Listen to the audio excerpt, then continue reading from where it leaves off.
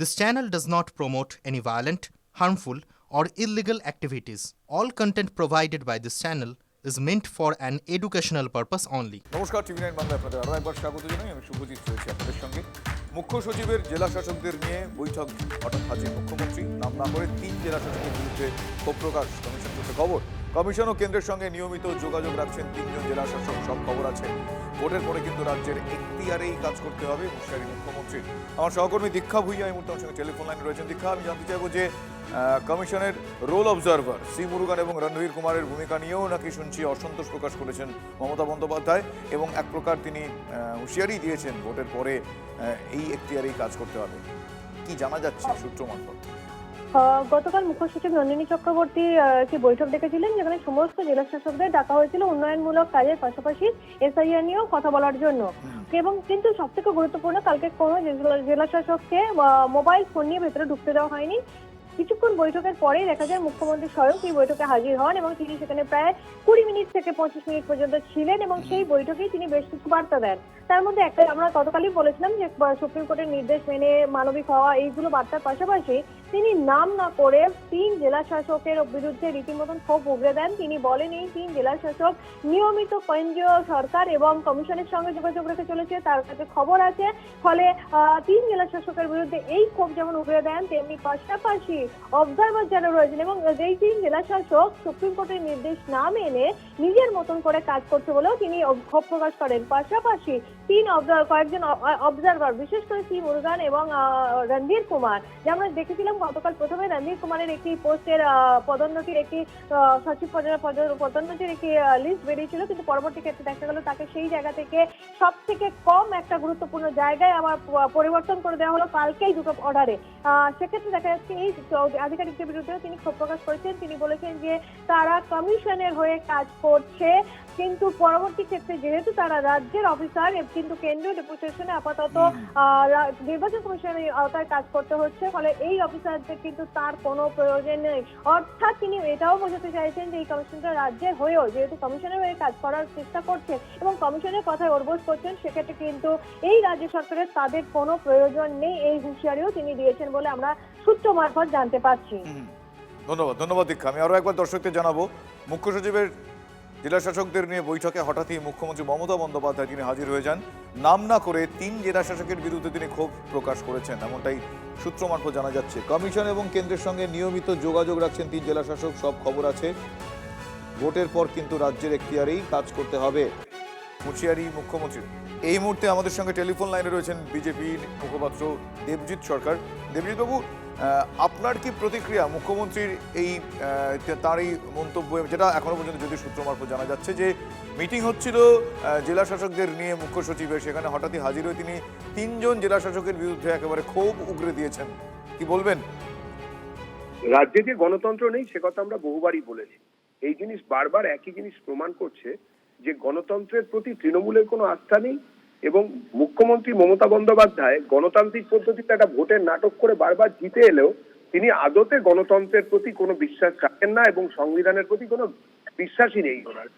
এইভাবে স্ট্যালিন থাকতে পারেননি, হিটলার হেরে গেছিলেন, চেসেস্কুকে খুঁজে পাওয়া যায়নি, পল পটকে পাওয়া যায়নি। আজকেও আশাকর্মীদের যেভাবে বাধা দেওয়া হচ্ছে, যেভাবে বিবিধ জায়গায় আশাকর্মীদের আটকে দেওয়া হয়েছে, এবং এইভাবে যে আন্দোলনকে বন্ধ করার চেষ্টা হচ্ছে এবং এসআইআর এর আবহে যেভাবে কেন্দ্রীয় সরকারি কর্মচারী এবং রাজ্য সরকারের অধীনস্থ কর্মচারীদের ভয় দেখানো হচ্ছে, কার্যত ভীতি প্রদর্শন করা হয়েছে। বিএলওদের করেছেন কুচো নেতারা, মুখ্যমন্ত্রী সোজাসুজি গিয়ে একেবারে আরো উঁচু স্তরের যারা কর্মী তাদের উপরে বা যারা অফিসার তাদেরকে ধমকাচ্ছেন। এটাতেই প্রমাণিত হয় যে এই রাজ্যে গণতন্ত্র বলে কিছু নেই, এটাকে বদলে দিতে হবে। বিজেপি না এলে এই রাজ্যের সর্বনাশ হবে। ধন্যবাদ দেবজিৎ বাবু।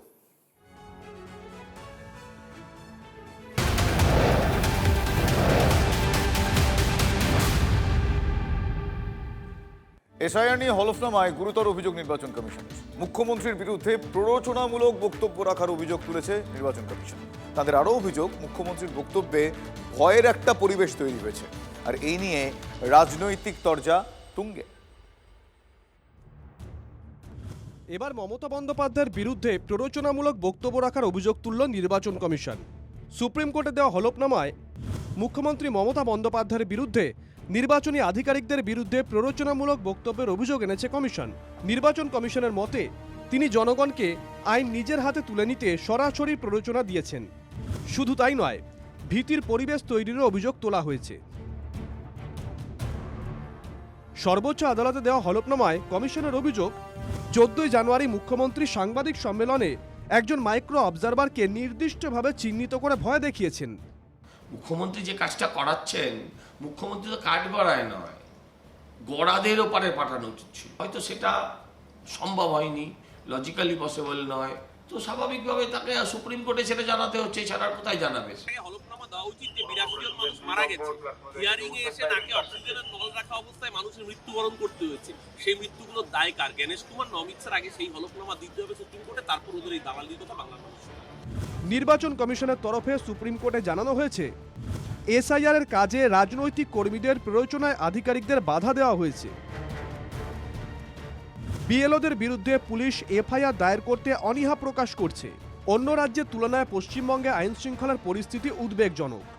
সারা ভারতবর্ষে এসআইআর হচ্ছে, ত্রুটি আছে, কেন থাকবে না? 140 কোটি মানুষের ওপর একটা পরীক্ষা চলছে, ত্রুটি থাকবে না?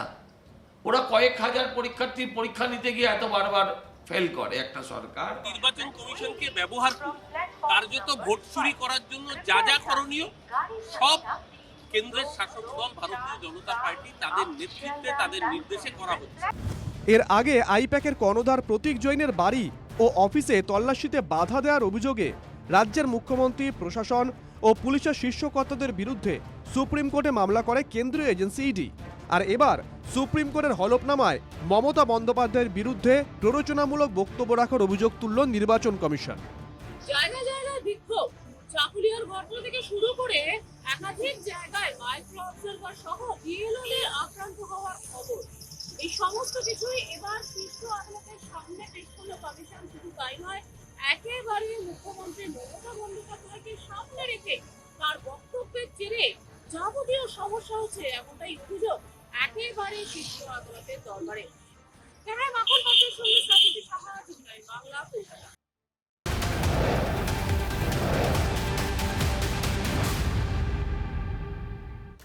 নিয়ম মেনে শুনানির কাজ চলছে তো। আরো 12 জন স্পেশাল অবজারভার, বলা হলো রোল অবজারভার নিয়োগ করলো নির্বাচন কমিশন। পূর্ব মেদিনীপুর, হুগলি, নদিয়ার জন্য নিয়োগ করা হয়েছে। উত্তর 24 পরগনা, 2 দিনাজপুর, পশ্চিম মেদিনীপুরেও নিয়োগ করা হয়েছে। মুর্শিদাবাদ, পশ্চিম বর্ধমান, বীরভূমেও স্পেশাল রোল অবজারভার নিয়োগ। ভোটারদের তথ্য খতিয়ে দেখবেন তারা। বেশ কিছু জেলায় অনিয়মের অভিযোগ উঠছে, তারপরে আরো স্পেশাল রোল অবজারভার নিয়োগের সিদ্ধান্ত কমিশনের।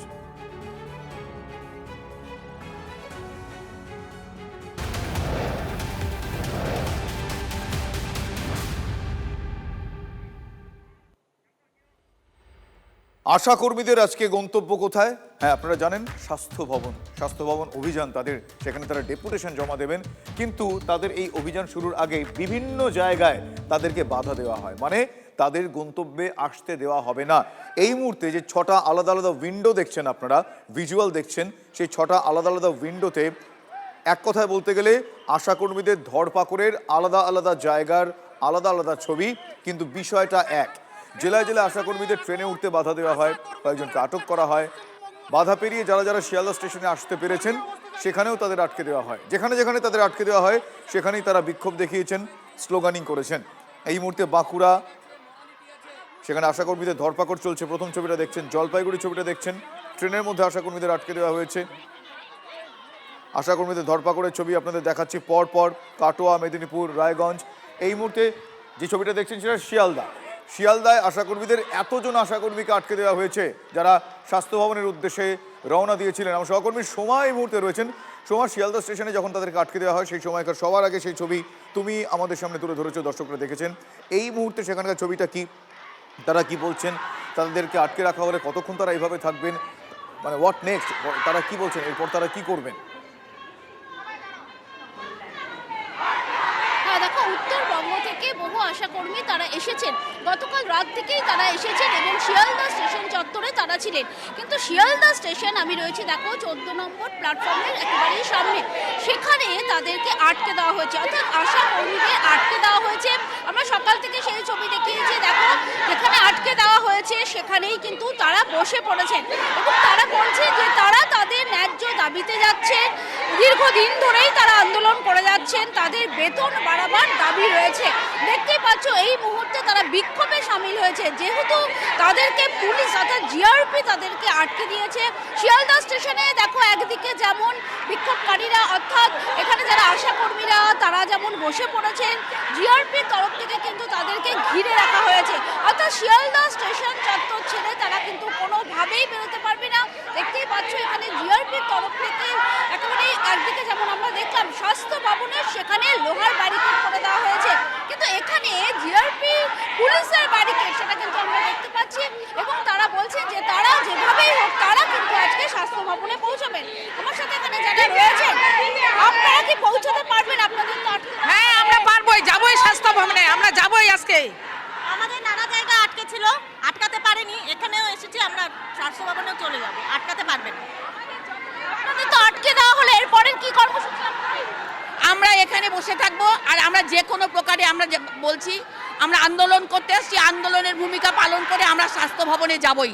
আজকে আমরা আমাদের দেয়ালে পিঠ থেকে গেছে, আমরা নির্মম অত্যাচারের শিকার, আমাদের প্রতি যা পরিস্থিতি আমাদের চলছে, অতএব আমাদের যতভাবেই আটকানো হোক না কেন আমরা আজকে এই আন্দোলনকে আমরা সফল করে তুলবো। আমরা স্বাস্থ্য ভবনে যে কোনো প্রকার যাবই। এখানে আমরা দেখতে পাচ্ছি জিআরপির তরফ থেকে একেবারে ব্যারিকেড করে দেওয়া হয়েছে, মানে পুলিশের ব্যারিকেড। তা আপনারা কিভাবে যাবেন? পুলিশ টপকে আপনারা যাবেন?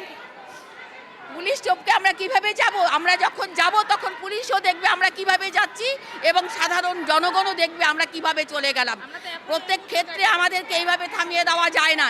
এ কোন ভ্রষ্টাচারী হচ্ছে আমাদের সাথে? ওনাদের সঙ্গে কথা বলো, তুমি ওনাদের সঙ্গে কথা বলো, তারা আসবেনই তাদের গন্তব্যে, তারা পৌঁছবেন তাদের গন্তব্য। আজ আপনারা জানেন স্বাস্থ্য ভবন, সেখানে তারা ডেপুটেশন জমা দেবেন, তাদের ভাতা বৃদ্ধি, বকেয়া ভাতা, মাতৃত্বকালীন ছুটি, নানা দাবি তারা দীর্ঘদিন ধরে জানিয়ে আসছেন। আজ সেই দাবি সম্বলিত স্মারকলিপি তারা জমা দেবেন, ডেপুটেশন জমা দেবেন স্বাস্থ্য ভবনে। তার আগে বিভিন্ন জায়গায় তাদেরকে আটকানো হচ্ছে। এই মুহূর্তে শিয়ালদা স্টেশনের ছবিটা আপনারা দেখছেন, জেলায় জেলায় বাধার মুখে আশাকর্মীরা। বোলপুরে ট্রেন থেকে জোর করে নামিয়ে দেওয়া হয়েছে আশাকর্মীদের, অভিযোগ এমনটাই। পুলিশের বিরুদ্ধে আশাকর্মীদের ক্ষোভ। কলকাতায় অভিযানে যোগ দিতে রওনা দিয়েছিলেন আশাকর্মীরা, সেখানে বোলপুর স্টেশনে তাদেরকে জোর করে ট্রেন থেকে নামিয়ে দেওয়া হয়, অভিযোগ এমনটাই। দেখছেন সেই ছবি, এই দেখুন সেই ছবি, আশাকর্মীদের ট্রেন থেকে নামিয়ে দেওয়া হয়েছে বোলপুরে। বিভিন্ন জায়গায় আশাকর্মীদের আটকে দেওয়া হচ্ছে, তাদের গন্তব্যে আসার থেকে তাদেরকে আটকানো হচ্ছে। এই মুহূর্তে যে ছবিটা দেখছেন, ট্রেন থেকে তাদেরকে নামিয়ে দেওয়া হয়েছে। বোলপুরের ছবি দেখছেন আপনারা। হয়তো উনি ভয় পেয়েছেন, আমরা অনেক পরিমাণে জমায়েত হব, ওখানে জমায়েত হওয়ার আমাদের কথা, মানে সেদিন 45,000 ছিল, আজকে হয়তো 70,000 হয়েই যেত প্রায়। সেই রকম ভাবে প্রিপারেশন নেওয়া হয়েছিল আমাদের তরফ থেকে, সেই জন্যই হয়তো উনি আমাদেরকে আটকে দিলেন। স্বাস্থ্য ভবনে যেখানে আমাদের আন্দোলনটা করার কথা ছিল, দিদি আজকে তারিখে ডেট দিয়েছিলেন, সেই ডেটে আমরা আজকে উপস্থিত হয়েছিলাম। যে ট্রেন থেকে ওই পুলিশগুলো বললে যে আমাদের ওপর থেকে অর্ডার আছে, আমরা নেমে আমাদেরকে নামতে হবে, কারণ আমাদের পিঠ বাঁচাতে হবে। এরপর আপনাদের বাঁকুড়ার ছবি দেখাবো। বাঁকুড়া স্টেশনে আশাকর্মীদের পুলিশের বাধা, ট্রেন ধরতে বাধা দেওয়া হয়। আশাকর্মীদের বেশ কয়েকজন আশাকর্মীকে আটক করে পুলিশ। মাসিক ভাতা বৃদ্ধি সহ একাধিক দাবিতে আজকে আশাকর্মীদের আন্দোলন দীর্ঘদিন ধরেই চলছে। আজ কলকাতায় এসে স্বাস্থ্য ভবনে তাদের ডেপুটেশন দেওয়ার কথা। কলকাতা আসার উদ্দেশ্যে বাঁকুড়া স্টেশনে তারা জড়ো হন। আজ ভোরেই স্টেশনে পুলিশ মোতায়েন ছিল, বিশাল মহিলা পুলিশ মোতায়েন ছিল। বাধা ধরপাকড়ের প্রতিবাদে তারা এই মুহূর্তে রাস্তা অবরোধ করছেন। তাদের কলকাতায় আসতে বাধা দেওয়া হয়। বিভিন্ন জেলা থেকে প্রায় একই ছবি আসছে। যারা কোনো রকমে এসে পৌঁছেছেন শিয়ালদা স্টেশনে, সেখানেও তাদেরকে আটকে দেওয়া হয়, গন্তব্যে পৌঁছতে বাধা দেওয়া হচ্ছে। দিকে দিকে অভিযোগ এমনটাই, সেই ছবি ধরা পড়েছে।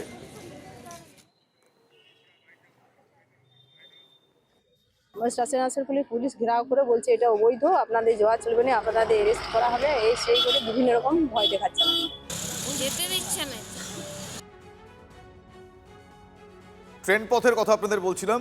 সড়ক পথেও একই ছবি। বাঁকুড়াতে সড়ক পথেও আশাকর্মীদের পুলিশের বাধার মুখে পড়তে হয়েছে, জোর করে বাস থেকে নামিয়ে দেওয়া হয়েছে, এমনটাই অভিযোগ পুলিশের বিরুদ্ধে আশাকর্মীদের। প্রতিবাদে বাঁকুড়া দুর্গাপুর রাজ্য সড়কে তারা অবরোধ করছেন, 2 ঘন্টা ধরে আটকে রাস্তা। ফলে বুঝতেই পারছেন এই সময় প্রবল যানজটের সৃষ্টি হয়েছে। পুলিশ অবরোধ তুলতে গেলে পুলিশের সঙ্গে তাদের বচসাও বাধে। মানববন্ধন করে তারা রয়েছেন রাস্তার উপরে, জাতীয় সড়কের উপরে। কোনো বাস আমাদেরকে তুলে নাই, বাসে উঠেছি, বাস থেকে নামিয়ে দেওয়া হয়েছে, এরকম। আজ প্রশাসন কোথায় ছিল তখন?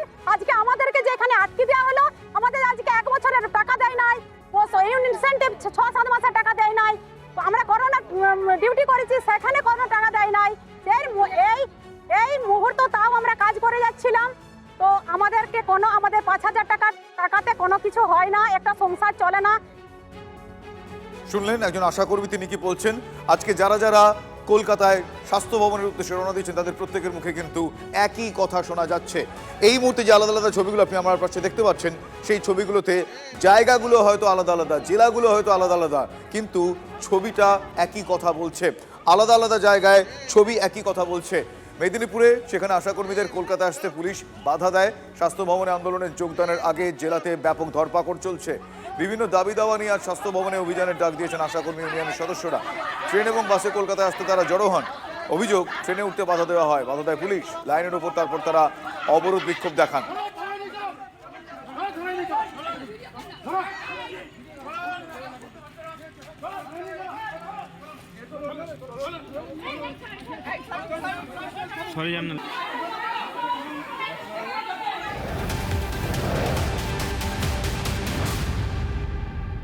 ব্যাক টু ব্যাক সেই ছবি আপনাদের দেখাচ্ছিলাম। জেলায় জেলায় আশাকর্মীদের ধরপাকড় করা হচ্ছে, তাদেরকে আটকানো হচ্ছে যাতে কোনো রকমে তারা কলকাতার স্বাস্থ্য ভবনে এসে না পৌঁছন। বিভিন্ন প্রান্ত থেকে তারা আসার চেষ্টা করছেন, কখনো কখনো তাদের ট্রেনে উঠতে দেওয়া হচ্ছে না, কখনো প্ল্যাটফর্মে আটকে দেওয়া হচ্ছে।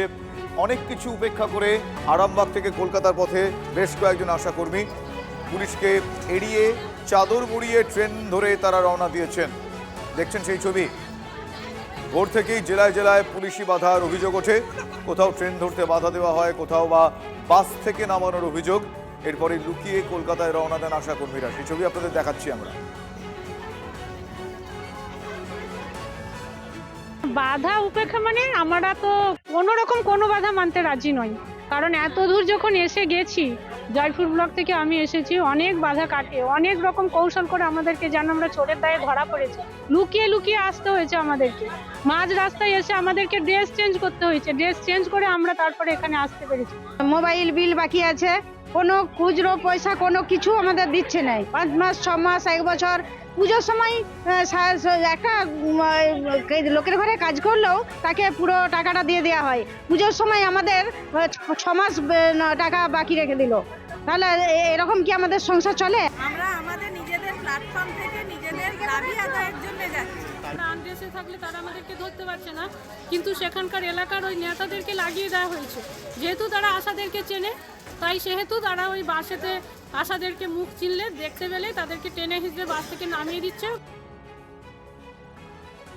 আপনারা শুনছিলেন কি বলছেন আশাকর্মীরা। এই মুহূর্তে 6টা আলাদা উইন্ডো, আলাদা আলাদা ভিজুয়াল আপনারা দেখছেন। প্রত্যেকটা জায়গায় আশাকর্মীদের বাধা দেওয়া হয়। বাঁকুড়া, জলপাইগুড়ি, কাটোয়া, মালদা সবখানে আশাকর্মীদের বাধা দেওয়া হয়, তাদেরকে ধরপাকড় করা হয়। মেদিনীপুর, রায়গঞ্জ, মালদা, বাঁকুড়া, জলপাইগুড়ি, কাটোয়া 6টি আলাদা আলাদা জায়গার ছবিটা কিন্তু একই। নানা দিকে তাদেরকে বাধা দেওয়া হয়। কিন্তু এই মুহূর্তে যেই ছবিটা আপনাদের দেখাবো, এত বাধা পেরিয়েও বেশ কয়েকজন স্বাস্থ্যকর্মী তারা স্বাস্থ্য ভবনের সামনে চলে আসতে পেরেছেন। অর্থাৎ বলা যায় আশাকর্মীদের জমায়েত কিন্তু শুরু হয়ে গিয়েছে। বাধা বিপত্তি পেরিয়ে বেশ কিছু আশাকর্মী তারা কিন্তু এসে পৌঁছে গিয়েছেন। জমায়েত তাদের শুরু হয়ে গিয়েছে বলা যায়। এই মুহূর্তে সেই ছবি আপনাদের আমরা দেখাচ্ছি। বিভিন্ন প্রান্ত থেকে আশাকর্মীদের আসতে বাধা দেওয়া হয়, কিন্তু সব বাধা পেরিয়ে বেশ কয়েকজন আশাকর্মী চলে এসেছেন স্বাস্থ্য ভবনের সামনে। জমায়েত শুরু বলা যায়, জমায়েত শুরু এই মুহূর্তে বলা যায়। সুশোভন আমার সহকর্মী রয়েছেন।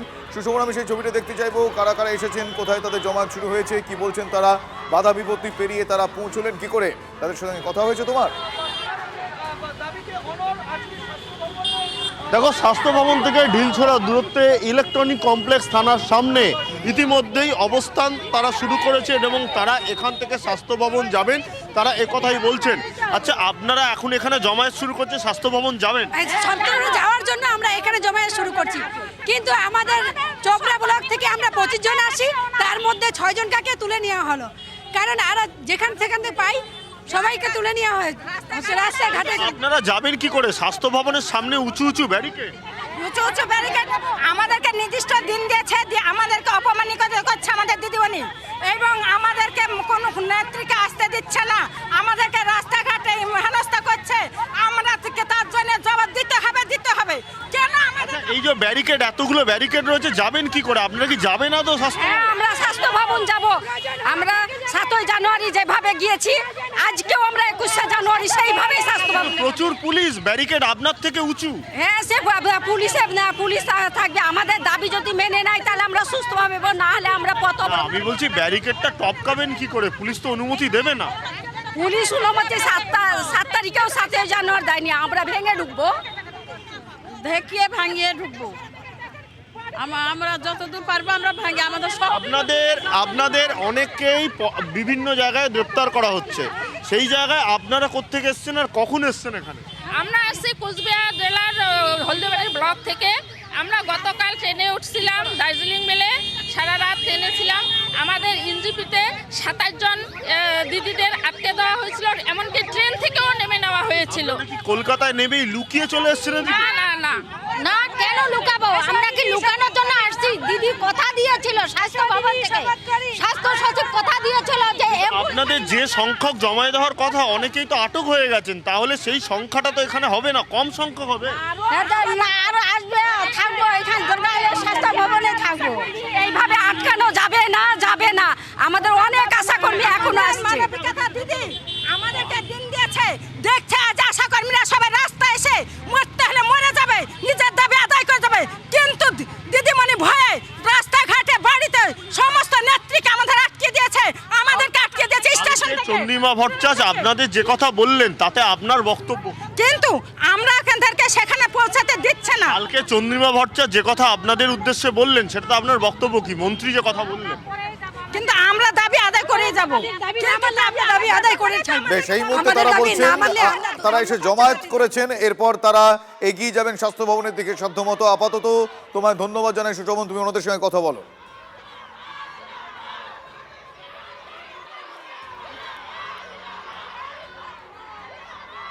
চন্দ্রিমা ভট্টাচার্য কি বলছেন? তিনি বলছেন রাজনৈতিকভাবে আপনাদের ব্যবহার করতে চাইছে, ফাঁদে পা দেবেন না, আশা কর্মীদের এই বার্তা দিয়েছেন চন্দ্রিমা ভট্টাচার্য। শোনাবো আপনাদের।